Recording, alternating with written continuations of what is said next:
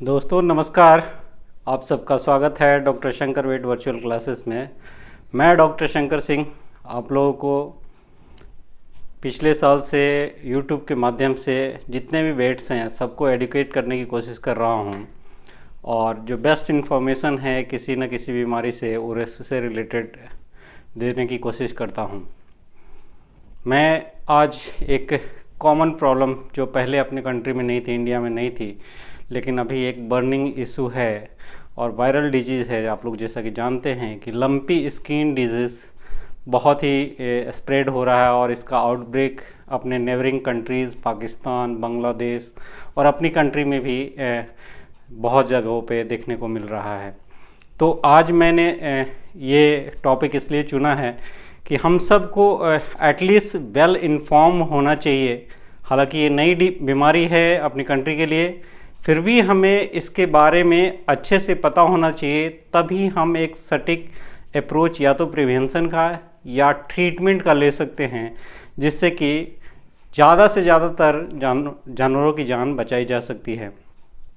ये एक viral disease है, लेकिन आप इसे सिंपली नहीं ले सकते। इसमें बहुत ज़्यादा एनिमल्स की मृत्यु हो रही है, इसलिए मुझे रिपोर्ट्स भी आ रहे हैं, खासकर पाकिस्तान से भी। और पाकिस्तान से जो लगे एरियाज़ हैं जैसे गुजरात हो गया, राजस्थान हो गया, तो इन एरियाज़ में अभी बहुत ज़्यादा मात्रा में ये बीमारी फैली है।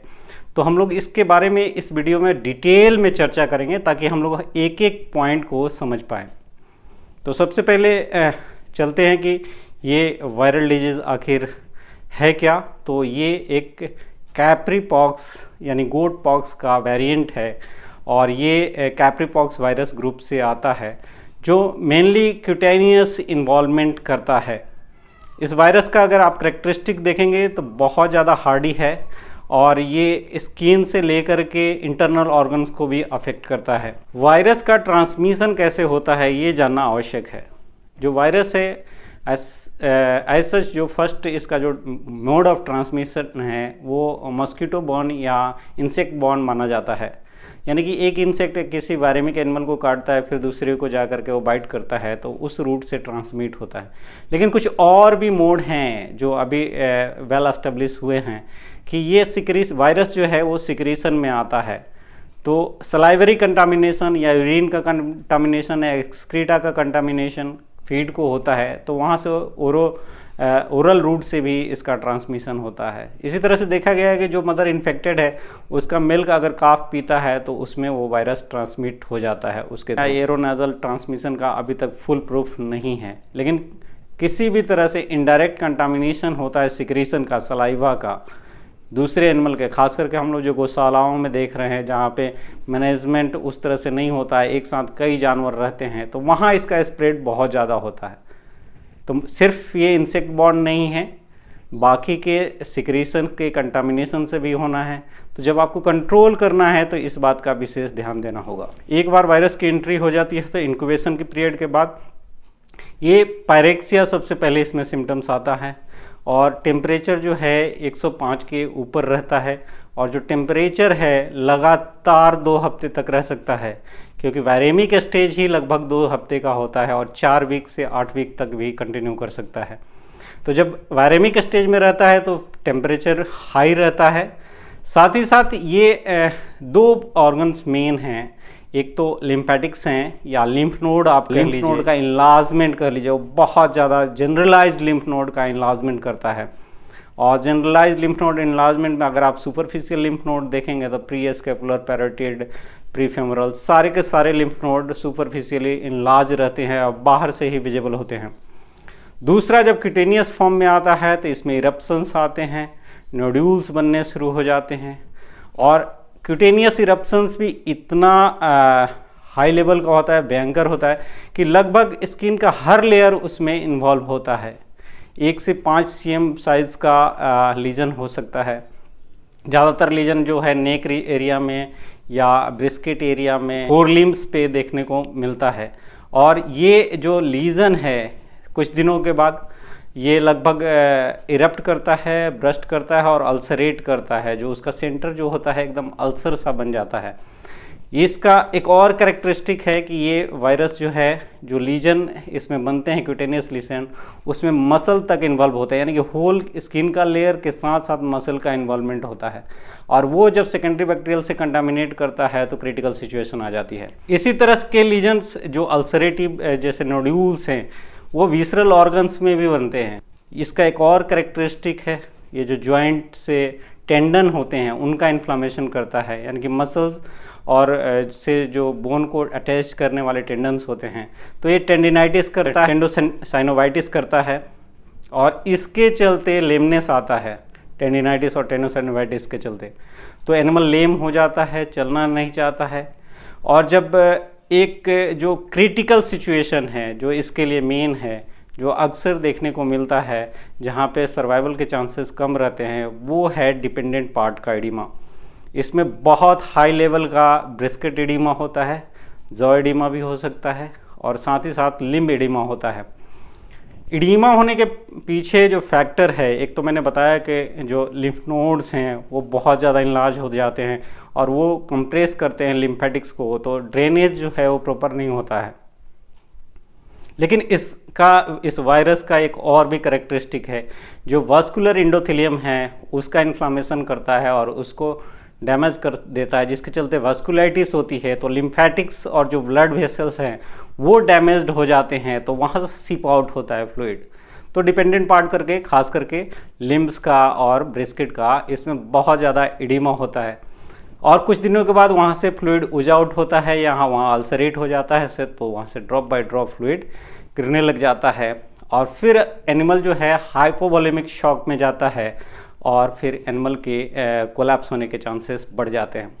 तो हाइपोवोलेमिक शॉक होना है, या जैसे मैं बता रहा था कि जो आर्थराइटिस या आप कह लीजिए कि टेंडिनाइटिस जब होता है, तो वहाँ पे जब अल्सरेट करता है तो सेकेंडरी बैक्टीरियल का इन्वेजन वहाँ हो जाता है, और सेकेंडरी बैक्टीरियल इन्वेजन के चलते फिर वो एनिमल जो है टॉक्सीमिया में जाता है, और धीरे धीरे प्रोग्रेस करते हुए एनिमल सर्वाइव नहीं करता है। तो लिम्ब एडेमा एक करेक्टरिस्टिक है, अगर वहाँ पे अल्सरेशन हो गया है तो उसको आपको प्रॉपर टारगेट करना पड़ेगा, और इडीमेटस जो जिन एनिमल में एडिमा डेवलप हो गया है उनको आपको सीरियसली लेना पड़ेगा। सिर्फ नोडुलर फॉर्म है तो वहाँ पे आप रिलैक्स हो सकते हैं, सिम्टोमेटिक ट्रीटमेंट कर सकते हैं, लेकिन जहाँ पे एडिमा है वहाँ पे आपको टारगेट सही से लेना पड़ेगा, और थेरेपेटिक अप्रोच आपका बहुत ही मेथोडिकल होना चाहिए। बफलोज जो हैं वो इसके लिए रेसिस्टेंट मानी जाती हैं, और उनमें जो क्लिनिकल सिम्टम्स हैं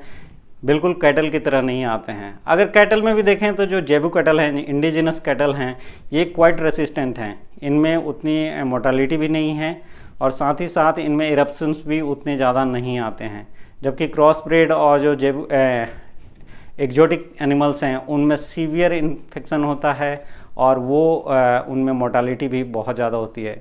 तो बफलोज में आप देखेंगे तो नोड्यूल्स छोटे छोटे आते हैं, कैटल से भी कम ससेप्टेबल है ये, या नोड्यूल्स नहीं आएंगे, सिर्फ और सिर्फ लिम्ब का एडिमा मिलता है और पैरेक्सिया मिलता है। तो ये एक नया प्रेजेंटेशन हम लोगों को देखने को मिल रहा है आजकल, कि लिम्ब एडिमा बफलो में लगातार रहता है और लगातार फीवर 105 के प्लस बना रहता है। तो ये टिपिकल कैरेक्टरिस्टिक है, और लिम्फ नोड अगर आप देखेंगे तो बहुत ज़्यादा इनलार्ज रहता है। तो इस तरह का तब आपको सस्पिशन होता है कि कहीं से थैलेरिया या हेमोप्रोटोजोआ है, लेकिन ऐसा नहीं है। अगर लिम्फ नोड इनलार्जमेंट है, लिम्ब एडिमा है, ब्रिस्केट एडिमा है साथ साथ, तो आपको उसमें लंपी स्किन के लिए सस्पेक्ट करना चाहिए।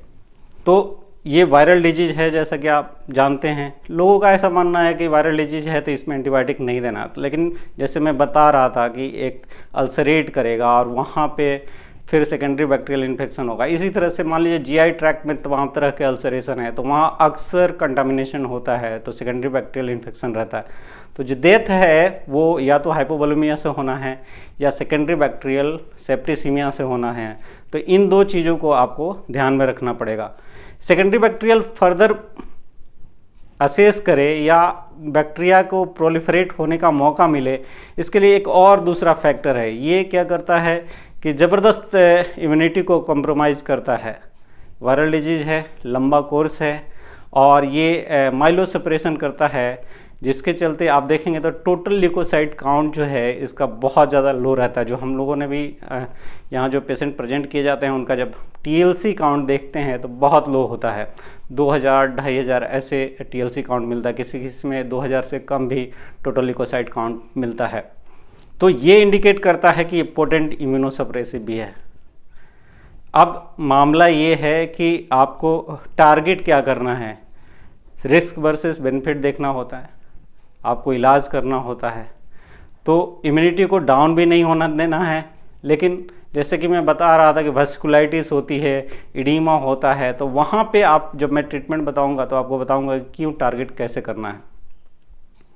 तो ये सारी तो इसकी पैथोलॉजी है जिसको आपको ट्रीटमेंट करने से पहले ध्यान में रखना होगा। तो इसका ट्रीटमेंट क्या करना है, सबसे इम्पोर्टेंट पार्ट है। जैसे पैरेक्सिया है, मैं कह रहा था कि वैस्कुलाइटिस होना है, पैरेक्सिया होना है, तो वहाँ पे आपको सिम्टोमेटिक NSAIDs देना पड़ेगा, एंटी इन्फ्लामेटरी देना पड़ेगा, जिसके चलते इन्फ्लामेशन सबसाइड हो, फीवर डाउन रहे और एनिमल फिर सर्वाइव कर सके। तो 2 हफ्ते तक इसमें फीवर रहता है, तो एटलीस्ट आपको 5 डेज़ का कोर्स NSAIDs का करना चाहिए। अगर इडीमा है, जहाँ पे मैं कह रहा था कि वैस्कुलाइटिस हो गई है और क्रिटिकल सिचुएशन है, वहाँ पे आपको ग्लूकोकॉर्टिकॉइड्स देना पड़ेगा। सिंगल शॉट या 1 से 2 शॉट आप लगा सकते हैं। ग्लूकोकॉर्टिकॉइड देने से वैस्कुलाइटिस सबसाइड हो जाएगी, साथ ही साथ वहाँ से इडीमा सबसाइड करेगा और एनिमल की रिकवरी के चांसेस बढ़ जाते हैं। लेकिन ग्लूकोकॉर्टिकॉइड आप देंगे तो आप जानते हैं कि वो फर्दर इम्यूनोसप्रेशन होगा, दूसरे कॉम्प्लिकेशंस होंगे। लेकिन आपको यहाँ पे रिस्क वर्सेस बेनिफिट देखना पड़ेगा। फिर आपको चूज करना है कि मुझे यहाँ एस्टेरॉयड लगाना है या नहीं लगाना है। लगाना है तो आप प्रेडनिसोलोन लगा सकते हैं, मिथाइल प्रेडनिसोलोन लगा सकते हैं। ये दोनों बेस्ट माने जाते हैं वैस्कुलाइटिस को मैनेज करने के लिए, एडिमेटस स्टेटस को मैनेज करने के लिए। इसके साथ साथ आपको, जैसे मैं कह रहा था कि हाइपोवोलेमिक शॉक में एनिमल जाता है, तो आप डाययूरेटिक यहाँ पे यूज़ कीजिए। डाययूरेटिक यूज़ करेंगे तो डिपेंडेंट पार्ट से एडिमा नहीं रहेगा, एडिमा नहीं रहेगा तो फिर उसके बाद एनिमल शॉक में जाने के चांसेस नहीं रहेंगे। डाययूरेटिक के तौर पे कुछ हर्बल दवाएं भी यूज़ की जाती हैं, खास करके जब हम लोग जो अपने रोज़ मसाले के रूप में यूज़ करते हैं कोरिएंडर, ये डाययूरेटिक की तरह काम करता है। तो धनिया की पत्तियां भी आप उसे खिला करके डाययूरेसिस करा सकते हैं। या बहुत ज़्यादा एडिमा है, ब्रिस्केट एडिमा है, तो वहाँ पे हम लोग रिकमेंड करते हैं कि हाइड्रो मसाज कीजिए। हाइड्रो मसाज करने का मतलब है कि हाई प्रेशर से वाटर जब आप उस पर डालते हैं, जो एडिमेटस पार्ट है, तो वहाँ पे सर्कुलेशन बढ़ता है और सर्कुलेशन बढ़ने से वहाँ से एडिमा जो है वो राइड अप होता है। तो लिम्फेटिक ड्रेनेज अगर ऑब्स्ट्रक्ट हुआ है, उसके चलते एडिमा है, या वहाँ पे ब्लड सप्लाई प्रॉपर नहीं हो रही, उसके चलते एडिमा है, तो हाइड्रो मसाज वहाँ पे बहुत ही कारगर होता है। हाइड्रो मसाज करने से पहले बेस्ट है कि आप चाहें तो उस एरिया में जो एडिमेटस पार्ट है वहाँ पे एसिटिक एसिड लगा सकते हैं, यानी विनेगार जो आता है उसका एक लेप लगाइए, फिर 10 मिनट के बाद वहाँ पे हाइड्रो मसाज कीजिए, फिर वो एडिमा चला जाता है। डाययूरेटिक्स आप ज़्यादा दिन तक लगातार नहीं दे सकते हैं, जो एलोपैथी में आते हैं, जैसे फ्यूरोसेमाइड जो आता है उसका इस्तेमाल लगातार आप नहीं कर सकते हैं, 1 से 2 दिन कर सकते हैं। तो आप स्प्लिट डोज में उसका यूज़ कर सकते हैं ताकि एनिमल सर्वाइव भी करे और एडिमा भी ना हो और उसके साइड इफ़ेक्ट्स भी ना आए। तो एडिमा को कंट्रोल करना आवश्यक है। दूसरा, एंटीबायोटिक का सिलेक्शन आपको करना है। मेरा जो अपना एक्सपीरियंस है, यहाँ पे मैं जैसे मानता हूँ कि मेनली जहाँ पे भी अल्सरेशन है या ओपन वुंड है, वहाँ पे ग्राम पॉजिटिव और बैक्टीरिया के होने के चांसेस ज़्यादा होते हैं। तो इंटरनल ऑर्गन्स में भी अल्सरेशन है तो आपको एंटीबायोटिक यूज़ करना ही करना है। कुछ लोगों का मानना है कि वायरल डिजीज है तो वहाँ पे हम एंटीबायोटिक यूज़ नहीं करेंगे, लेकिन आप एंटीबायोटिक यूज़ नहीं करेंगे तो वायरस से एनिमल कोलैप्स करे या ना करे, सेकेंडरी बैक्टीरियल कॉम्प्लिकेशन से ज़रूर हो जाएगा। तो 5 to 7 डेज़ का एंटीबायोटिक का कोर्स बहुत ही ज़रूरी है, क्योंकि आप इंटरनल ऑर्गन्स के अल्सरेशन को नहीं देख रहे हैं। तो एंटीबायोटिक कौन सा सिलेक्ट करना है, इसमें बेस्ट एंटीबायोटिक अगर आप सिलेक्ट करना चाहते हैं तो मैं जो सिलेक्ट करता हूँ वो स्ट्रेप्टोपेनिसिलिन है। स्ट्रेप्टोपेनिसिलिन आप 5 से 7 दिन तक लगातार देंगे। उसके अलावे कुछ लोगों का मानना है कि मैं ऑक्सीटेट्रासाइक्लिन यूज़ करूँगा, तो जहाँ पे इम्यूनो सप्रेशन रहता है वहाँ पे मेरा अपना अप्रोच है कि बैक्टीरियोस्टैटिक एंटीबायोटिक्स को अवॉइड करना चाहिए, बैक्टीरिसाइडल एंटीबायोटिक लेना चाहिए। और स्ट्रेप्टोपेनिसिलिन अगर आप लेते हैं तो यहाँ पे स्ट्रेप्टोमाइसिन भी है और पेनिसिलिन है। तो पेनिसिलिन जो है वो ग्राम पॉजिटिव बैक्टीरिया पे काम करेगा और स्ट्रेप्टोमाइसिन ग्राम निगेटिव पे करेगा। तो एक होल अप्रोच है जिसके चलते आपका एंटीबायोसिस जो है वो परफेक्ट होगा। तो ये एंटीबायोटिक यहाँ पे बेहतर काम करता है, मेरा खुद का भी एक्सपीरियंस है और आप भी इसको आजमा सकते हैं। तो आपको एंटीबायोसिस करना है, नेसेड्स देना है, अगर रिक्वायर्ड है तो ग्लूकोकॉर्टिकॉइड देना है। तीसरा आपको क्या करना है कि जैसे मैं कह रहा था कि उसकी इम्यूनिटी जो है वो डाउन है, आपने स्टेरॉयड लगा दिया, तो आप इंजेक्टेबल ट्रेस मिनरल यहाँ लगा सकते हैं। इंजेक्टेबल ट्रेस मिनरल जो है वो स्ट्रेस को रोकेगा और इसमें बहुत ज़्यादा ऑक्सीडेटिव स्ट्रेस होता है क्योंकि लगातार 2 हफ्ते तक एनिमल जो है फीवर से सफ़र करता है। तो वायरल डिजीज में स्ट्रेस बहुत ज़्यादा होता है। तो इंजेक्टेबल ट्रेस मिनरल अगर आप लगाएंगे तो इम्यूनिटी को भी इन्हांस करेगा, साथ ही साथ वो क्या करता है कि जो एंटीऑक्सीडेंट सिस्टम है उसको बूस्टअप करता है, जिसके चलते एनिमल का जो स्ट्रेस है, ऑक्सीडेटिव डैमेज है वो कम हो जाता है और सर्वाइवल के चांसेस बढ़ जाते हैं। कुछ अगर बहुत ही ज़्यादा क्रिटिकल है और आपका एनिमल जो है प्रीसियस है तो उसमें आप एडवांस दवाएं जो इम्यूनिटी को इन्हांस करने वाली होती है उनका भी इस्तेमाल कर सकते हैं। जैसे फिल्ग्रेस्टिम होता है, तो फिल्ग्रेस्टिम जो है ये ग्रेनुलोसाइड कॉलोनी स्टिमुलेटिंग फैक्टर है और ये हम लोग जनरली पार्वोवायरस या दूसरी डिजीज जो वायरल हैं जहाँ पे टोटल ल्यूकोसाइड काउंट कम होता है वहाँ पे इस्तेमाल करते हैं और इसका इस्तेमाल करने से सर्वाइवल के चांसेस बढ़ जाते हैं। तो फिल्ग्रेस्टिम भी आप इस्तेमाल कर सकते हैं अगर आपको लगता है कि काऊ जो है प्रीसियस है और ये इसको सर्वाइव कराना अति आवश्यक है और क्रिटिकल कंडीशन में है, तो वहाँ पे आप फिल्ग्रेस्टिम यूज़ कर सकते हैं। जब अल्सर बन जाता है, हीलिंग नहीं होती है, तो वहाँ उस अल्सर पे जो ऑइंटमेंट लगाना है वहाँ पे आपको एक्रिफ्लेविन लगाना चाहिए। एक्रिफ्लेविन कंटेनिंग जो भी ऑइंटमेंट होते हैं वो बेस्ट होते हैं, या बहुत ज़्यादा अल्सरेशन है तो आप सिल्वर एक्स ऑइंटमेंट का भी इस्तेमाल कर सकते हैं। अंदर से ठीक करना है तो तमाम तरह के हर्बल ड्रग्स आते हैं, उनका इस्तेमाल इसमें बेनिफिशियल माना गया है। हर्ब्स में अगर आप देखेंगे तो अश्वगंधा, गिलोय, ओसिमम, सैंटम, जो तुलसी आती है, इनका मिक्सचर बना करके, इनका काढ़ा बना करके भी आप एनिमल्स को दे सकते हैं। ये इम्यूनिटी के साथ साथ इन्हांस करने के साथ साथ एंटीवायरल की तरह भी काम करते हैं। तो इनका इस्तेमाल अगर आप करेंगे, या नीम की पत्तियों को उबाल करके उसके पानी से फिर उस वुंड को साफ़ करेंगे तो वहाँ भी वायरल चेकिंग होती है। एक और ड्रग है जिसे हम लोग प्रोपोलिस कहते हैं। प्रोपोलिस का कॉस्मेटिक में बहुत ज़्यादा इस्तेमाल होता है ह्यूमन में, और ये जो प्रोपोलिस है ये बेस्ट हीलर है, या अल्सरेटिव वुंड जो होते हैं उनमें काम बहुत अच्छा करता है। रिसेंट रिसर्च है कि प्रोपोलिस को कंबाइन करके नैनो टेक्नोलॉजी के द्वारा एंटीवायरल एज ए काम देखा गया है जो लंपी स्किन डिजीज़ के अगेंस्ट में काम करता है। तो ये जो प्रोपोलिस है ये हनी बी के कॉम से एक्सट्रैक्ट किया जाता है, यानी कि हनी बी का जो वैक्स होता है, जो छत्ता होता है, उससे इसको निकाला जाता है। तो हनी बी के वैक्स जो होते हैं, बी ये फ्लावर से लाती है, प्लांट से लाती है, तो वो टॉक्सिक नहीं होता है, उसमें अल्कलॉइड्स और फ्लेवोनॉइड्स होते हैं जो बेनिफिशियल होते हैं, एंटीवायरल भी काम करते हैं और वुंड हीलिंग में बहुत अच्छा काम करता है। तो हनी बी का छत्ता अगर छुटा हुआ आपको मिल रहा है तो उसको भी बॉयल करके उसके वाटर को आप वुंड पे भी लगा सकते हैं या उसको पिलाने में भी इस्तेमाल कर सकते हैं। अभी तक इस पे रिसर्च नहीं है, लेकिन पॉसिबिलिटी है कि रिकवरी में इससे बढ़ावा मिलेगा। तो ये सारे अगर आप अप्रोच रखते हैं तो आपका जो कैटल है उसके सर्वाइवल के चांसेस बढ़ जाएंगे। दूसरा क्या करना है, कंट्रोल कैसे करना है लंपी स्किन डिजीज़ को।